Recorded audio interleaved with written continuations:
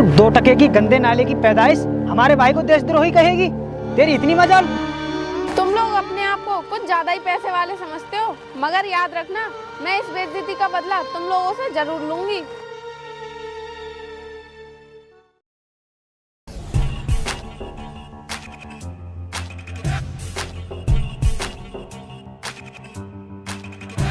अरे यार, आज तो कोई रिक्शा भी नहीं आ रहा और इधर कॉलेज के लिए लेट हो रही हूँ।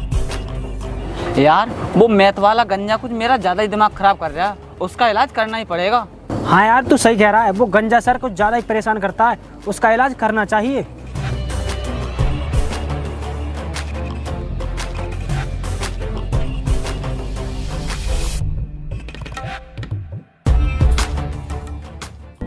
ए रुक, तू इसमें नहीं बैठ सकती। क्यों? मैं इसमें क्यों नहीं बैठ सकती? क्या एक बार में तेरे समझ में नहीं आती? जब कह दिया कि इसमें नहीं बैठेगी तो नहीं बैठेगी। अरे तो मैं भी तो कह रही हूँ, तुम ये बताओ कि मैं इसमें क्यों नहीं बैठ सकती, बताओ। तू एक चपरासी की बेटी है, तू हमारी बराबरी करेगी? सुनो, तुम्हारे मना करने से कुछ नहीं होने वाला, क्योंकि ये रिक्शा इनकी है, तुम्हारे बाप की नहीं। बाप तक मत चल वरना अच्छा नहीं होगा। और क्या बोली? ये सवारी तेरे बाप की है, जिस सवारी में बैठ जाती ना वो हमारी हो जाती है। और पता है तुझे क्यों नहीं बैठने दे रहे? हमारे बराबर में बैठने की तेरी हैसियत नहीं है, तेरी हैसियत है पैदल चलने की, और पैदल चल। कितनी घटिया सोच है तुम्हारी। अरे तुमसे तो वो जानवर अच्छे हैं, वो कम से कम प्यार से तो रहते हैं, तुम्हारी तरह किसी को जलील तो नहीं करते। अगर जानवरों में इतनी अकल होती तो वो जानवर नहीं इंसान होते। चलो भैया। हे भगवान, अब मैं क्या करूं? लगता है स्कूल पैदल ही जाना पड़ेगा।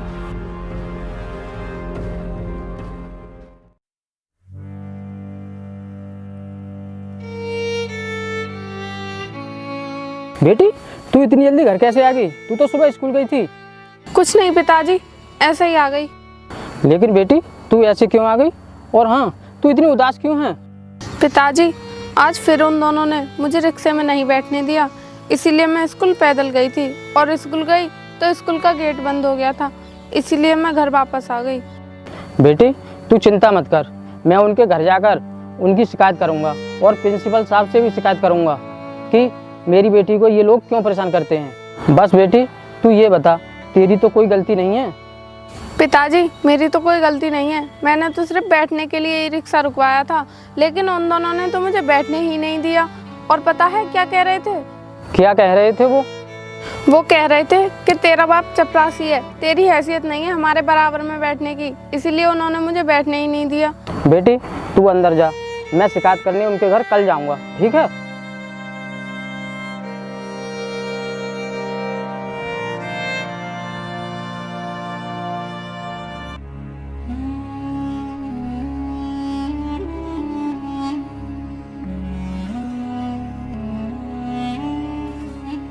पिताजी, क्या कर रहे हो? चाय पी लो। बेटी, मैं चाय बाद में पीऊँगा, पहले उनके घर उनकी शिकायत करने जा रहा हूँ, क्योंकि इस समय सब घर पर मिलेंगे। पिताजी, आज कोई कहीं नहीं जाएगा, क्योंकि आज संडे है, सब घर पर ही मिलेंगे, तो आप चाय पीकर ही चले जाना। ठीक है बेटी, तो चाय पीकर चला जाऊँगा। जा लिया चाय।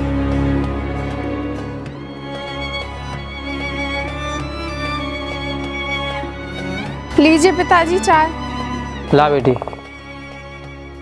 बेटी, ज़्यादा चीनी तो नहीं डाली है? नहीं पिताजी, ज्यादा चीनी नहीं डाली मैंने।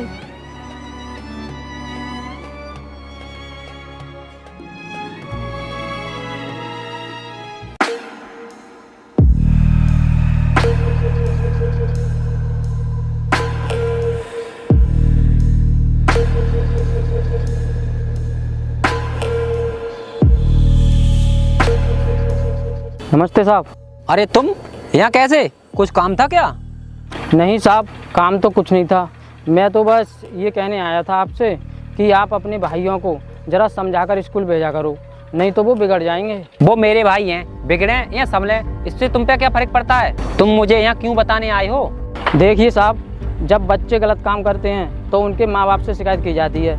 आपके भाइयों के माँ बाप आप ही हो, इसलिए मैं आपसे शिकायत करने आया हूँ। ये सब छोड़ो, मुझे ये बताओ मेरे भाइयों ने ऐसा क्या गलत काम कर दिया जो तुम यहाँ पर शिकायत लेकर आए हो? साहब, आपके भाई मेरी बेटी को रोज़ परेशान करते हैं, लेकिन कल तो उनने हद ही कर दी। मेरी बेटी रोती हुई आई थी, इसीलिए साहब मुझे आपसे शिकायत करने आना पड़ा। इसलिए साहब आपसे प्रार्थना है आप उन्हें समझा देना कि वो मेरी बेटी को परेशान ना करें। ठीक है, तुम अभी जाओ, वो आएंगे तो मैं उन्हें समझा दूंगा। ठीक है साहब, आप समझा देना। अब मैं चलता हूँ, नमस्ते।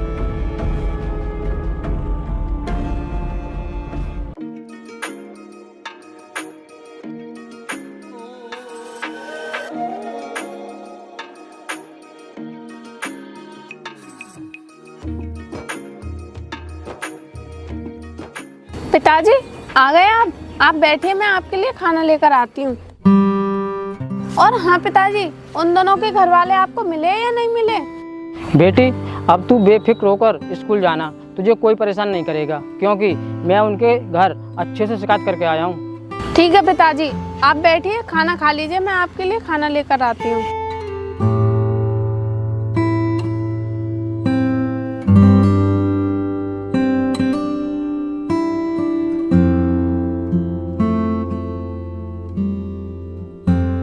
ठीक है बेटी, अब तू जाकर अपनी पढ़ाई कर।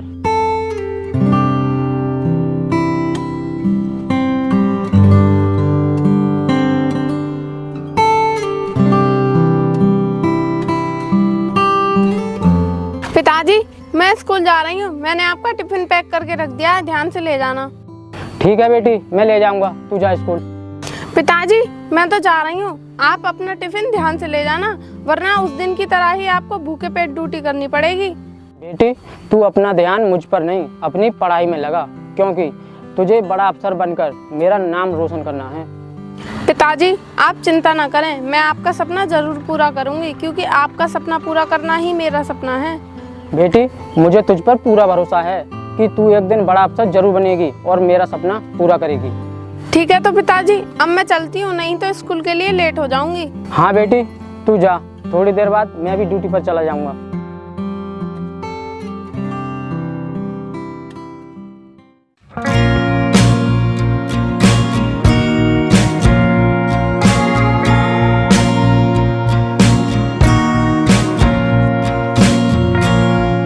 नमस्ते भैया, हम कॉलेज जा रहे हैं। कॉलेज जा रहे हो? तुम मुझे ये बताओ, उस चपरासी की बेटी को क्यों परेशान करते हो? वो मुझसे शिकायत कर रहा था।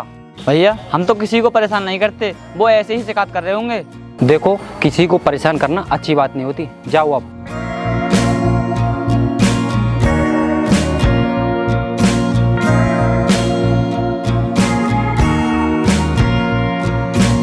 यार आज वो ई रिक्शा वाला कहाँ मर गया, आया नहीं अभी तक।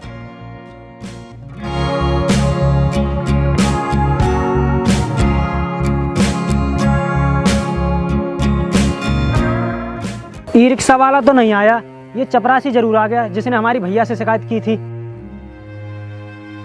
हेलो अंकल, जल्दी में हो क्या? जरा हमारी भी बात सुन लो। हाँ सुनाओ, क्या सुनाओगे? ये बताओ तुम्हारी हिम्मत कैसे हुई हमारे घर जाके शिकायत करने की? अगर तुम्हें शिकायत ही करनी तो हमसे करते, हमारे घर क्यों गए? बेटे मैं तुम्हारे घर इसलिए गया था क्योंकि जब बच्चे शैतानी करते हैं तो उनकी शिकायत उनके माँ बाप से की जाती है, बच्चों से नहीं, समझे? लेकिन हमने ऐसा क्या कर दिया जो तुम हमारी शिकायत लेकर हमारे भाई के पास पहुंचे? मैंने सिर्फ एक बार तुम्हारे भाई से शिकायत की है तो तुम्हें इतना दर्द हो रहा है, और उसका क्या जो मेरी बेटी रोज रोते हुए आकर मुझसे शिकायत करती है उसका कुछ नहीं? हम कहाँ परेशान करते हैं, हम तो सिर्फ मजाक करते हैं, ऐसा मजाक तो चलता रहता है। मजाक एक दो बार का होता है, रोज का नहीं। रोज मजाक करने को परेशान करना कहते हैं, समझे तुम? ऐसा ये फालतू का ज्ञान हमें मत दे, अपनी बेटी को जाकर दे। वो भूल रही है कि एक चपरासी की बेटी है, हमारे सामने उसकी बोलने की कोई औकात नहीं है। ठीक है कि तुम्हारे सामने बोलने की उसकी कोई औकात नहीं है, लेकिन उसे परेशान क्यों करते हो? जब तुम्हें पता है हमारे सामने तुम्हारी कोई औकात नहीं है, फिर भी तुम्हारी बेटी हमारी बराबरी करने की कोशिश क्यों करती है? सुनो, मेरी बेटी को तुम जैसे लफंगों की बराबरी करने की कोई जरूरत नहीं है, क्योंकि गधों के साथ रहकर शेर भी गधा बन जाता है, और ये बात मेरी बेटी अच्छे से जानती है, समझे तुम? इसका मतलब हम गधे हैं और तुम्हारी बेटी होशियार है? हम भी देखेंगे कि तुम्हारी बेटी कितनी होशियार है। चलो भाई स्कूल चलते हैं। सुनो, अगर तुम लोगों ने मेरी बेटी को रास्ते में या स्कूल में दोबारा परेशान किया तो इस बार मैं तुम्हारी शिकायत तुम्हारे भाई से नहीं, थाने में जाकर करूँगा। जरा अपनी बेटी को भी समझा देना कि वो हमसे जुबान न लड़ाए। बेटे इसमें तुम्हारी कोई कमी नहीं है, कमी है तुम्हारे संस्कारों की। तुम्हें अच्छे संस्कार ही नहीं मिले, नहीं तो ऐसी बात ही नहीं करते।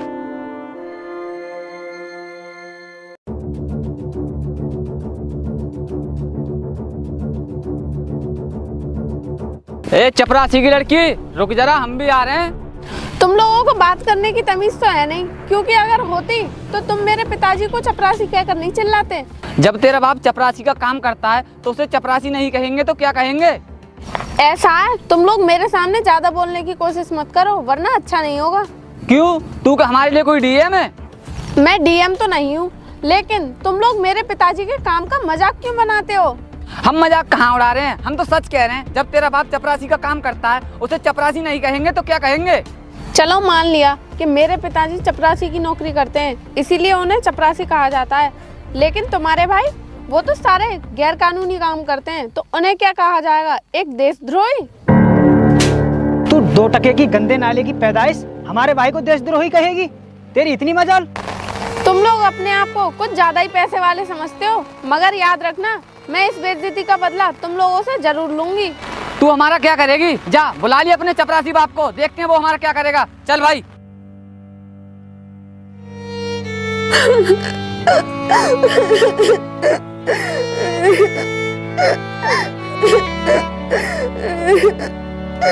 अरे बेटी, क्या हुआ? तू रो क्यों रही है? पिताजी, मैं कोचिंग जा रही थी तो वो दोनों लफंगे मुझे फिर मिल गए और मुझे छेड़ने लगे। उसका मैंने विरोध किया तो उन्होंने मुझे थप्पड़ मारा और आपके बारे में उल्टा सीधा बोलकर चले गए। उनको मैंने इतना समझाया, लेकिन उन पर कोई फर्क नहीं पड़ा। बेटी, तू अभी मेरे साथ चल। हेलो, हाँ बोलिए। अरे आपका माल आपके पास पहुंच जाएगा, पहले आप पैसे पहुंचा दीजिए। हाँ ठीक है ठीक है। अरे तुम फिर से यहाँ कैसे? कैसे क्या साहब, मेरी बेटी आपसे एक शिकायत करना चाहती है। हाँ बताओ, क्या शिकायत करना चाहती है? बेटी बताओ तुम। साहब, मैं जब स्कूल जाती हूँ तो रास्ते में मुझे रोज परेशान किया जाता है। तू मुझे परेशान करने वाले का नाम बता, मैं उसे अच्छे से सबक सिखा दूंगा।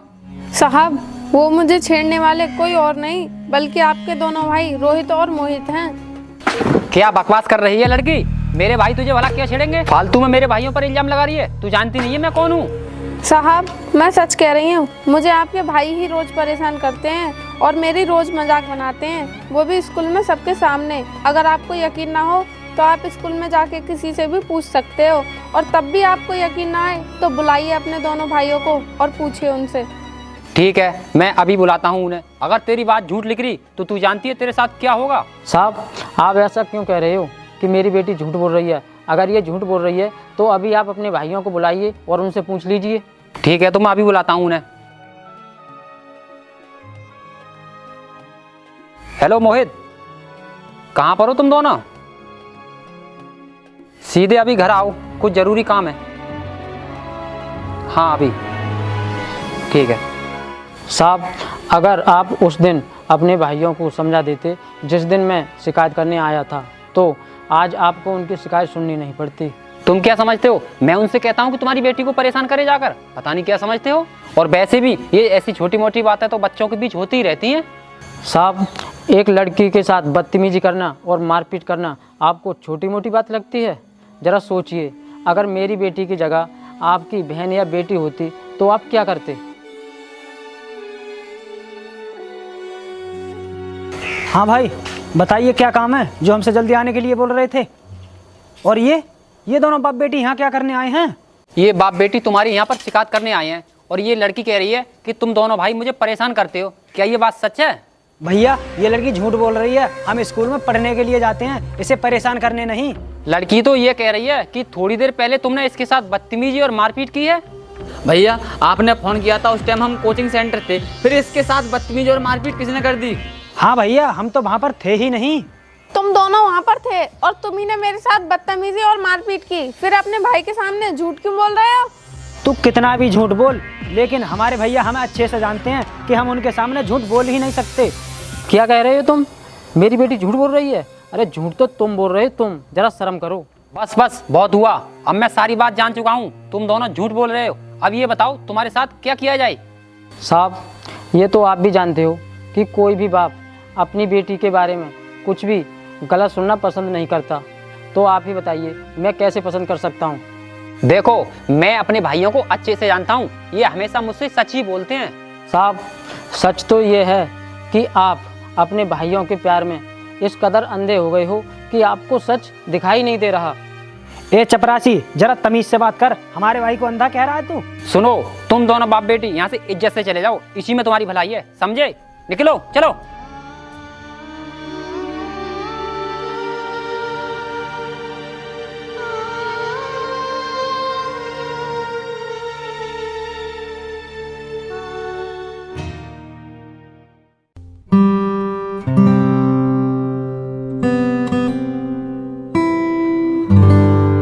भाई साहब, नेम सिंह जी का घर यही है क्या?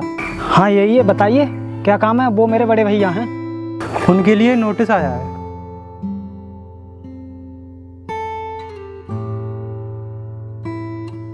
लीजिए, साइन कीजिए।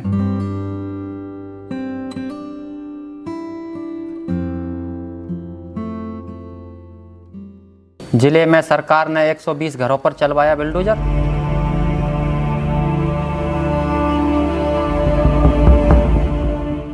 भैया, आपके नाम से ये नोटिस आया है। नोटिस आया है? देखना इसमें क्या लिखा है। भैया, ये नोटिस राज्य सरकार की तरफ से आया है और इसमें लिखा है हमें अपना घर जल्द से जल्द खाली करना पड़ेगा, क्योंकि हमारा घर भी तोड़ा जाएगा। तोड़ा जाएगा? लेकिन क्यों? क्योंकि इसमें लिखा है हमारा घर ग्राम सभा की जमीन पर बना हुआ है, इसलिए सरकार ने इसे तोड़ने का ऑर्डर दिया है। जिसका डर था वही हुआ। लेकिन भैया, हमें तो आपने कभी बताया नहीं कि हमारा घर सरकारी ज़मीन पर बना हुआ है। रोहित, मोहित, मैंने तुम्हें बताना जरूरी नहीं समझा, इसीलिए अब बता रहा हूँ। सुनो, कुछ अधिकारियों को हमारे पिताजी ने पैसे देकर इस ग्राम सभा जमीन पर कब्जा कर लिया था। ये घर उसी जगह पर बना हुआ है। भैया, अगर हमारा मकान सरकार ने तोड़ दिया तो हम कहाँ रहेंगे? हम तो बर्बाद हो जाएंगे। तुम लोगों को चिंता करने की कोई ज़रूरत नहीं है, मैं अभी वकील से बात करता हूँ।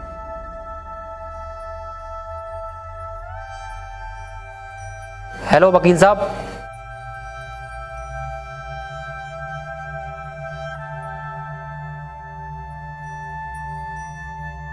ठीक है, हम ऐसा ही करेंगे। ठीक है। भैया, क्या कहा वकील साहब ने? हमारा घर बचेगा या नहीं? अगर तुम लोग ढंग से पढ़ाई करते तो ये घर टूटने की नौबत नहीं आती। क्यों भैया, क्या हुआ? तुम्हें पता है मैंने तुम्हें किस लिए पढ़ाया? मैंने इसीलिए पढ़ाया कि तुम एक दिन पढ़ लिख कर डॉक्टर या इंजीनियर बनो और खूब पैसा कमाओ। लेकिन तुम दोनों ने तो कभी अपनी पढ़ाई पर ध्यान ही नहीं दिया। तुम तो हमेशा अपनी आवारागर्दी में ही मस्त रहे।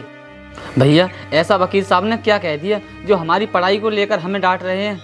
वकील साहब ने कहा है कि हमें कुछ कागज तैयार कराने पड़ेंगे और उस पर जिला अधिकारी की मोहर लगेगी, तभी हमारा घर टूटने से बचेगा। और तुम्हें पता है इस समय हमारे जिला अधिकारी कौन है?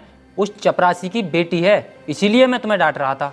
क्या वो चपरासी की बेटी जिलाधिकारी बन गई? हाँ, अब हमें उसके सामने हाथ जोड़कर विनती करनी पड़ेगी कि वो हमारी फाइल पर साइन कर दे, तभी हमारा घर टूटने से बचेगा। चलो अब चलते हैं।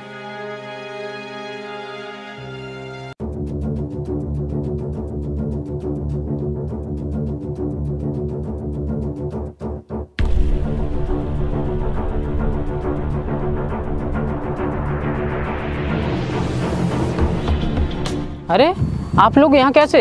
अरे कैसे क्या, हमें आपकी मदद की ज़रूरत है। अरे साहब, क्यों मजाक कर रहे हो? मैं भला आपकी क्या मदद कर सकता हूँ? मैं तो एक मामूली चपरासी हूँ। देखो, पहले जो कुछ हुआ उसे भूल जाइए और अपनी बेटी से हमारी सिफारिश कर दीजिए कि इस फाइल पर साइन कर दे। लेकिन ये फाइल किस चीज़ की है? ये कागज़ हमारे घर के हैं। अगर इन कागजों पर आपकी बेटी साइन कर देती है तो हमारा घर टूटने से बच जाएगा, और अगर आपकी बेटी ने इन कागजों पर साइन नहीं किए तो सरकार हमारा घर तोड़ देगी। लेकिन घर तो आपका है, फिर सरकार उसे क्यों तोड़ेगी? देखिए, ये बात आप नहीं समझोगे। आप अपनी बेटी को बुलाइए, हम उन्हीं से बात करेंगे। आप बिल्कुल सही टाइम पर आए हैं, क्योंकि अभी मेरी बेटी तैयार होकर निकलने ही वाली थी। मैं अभी बुलाता हूँ। बेटी शिवानी, जरा इधर आना।